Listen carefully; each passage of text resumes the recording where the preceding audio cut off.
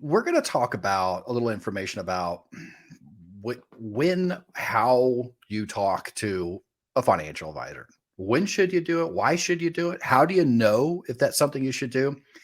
And it dawned on me, Matt, that there's a couple different classifications that I might throw out there for consideration. There are people who are proactive when it comes to planning for their financial well-being. They just say, this is something we should do.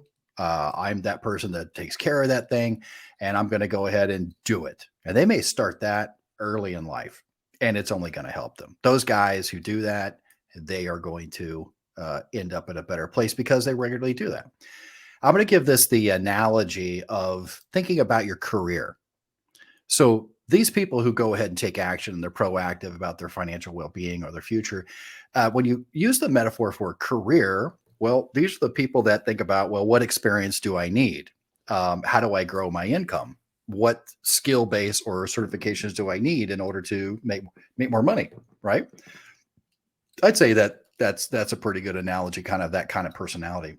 Then there is a rather large segment of people who are more reactive, meaning that if something happens, then they'll pay attention to it. But other than that, they're getting on with life and work and so on and so forth. And they're not thinking about, someday I may need money, because maybe they have money now and it just isn't dawning on them. So in terms of being reactive, like I need to do something, when does that come into place? Well, normally something bad, right? So, and the career metaphor, how would that work? It'd be somebody like who got fired. Or maybe it's the reverse of that. Maybe they get an unexpected promotion. Now I better think about something. I got more money. What do I do with this money? And the reverse of that is, the career metaphor, I got fired. Well, now I have to think about getting another job instead of like thinking that through, planning the steps, being worthy, of a promotion, making sure you put those things in place. So kind of reactive. Maybe they get passed over for a promotion. Right. Oh, I better start thinking about that. I don't like the way that happened. Now, like, what I mean, reactive, right? In this case, it's like the pain of staying in the same situation in your life is more painful than the change and the moves you make, right? That's when people change. A lot of people change when it's just too painful to stay exactly where they are. Now they got to change, right?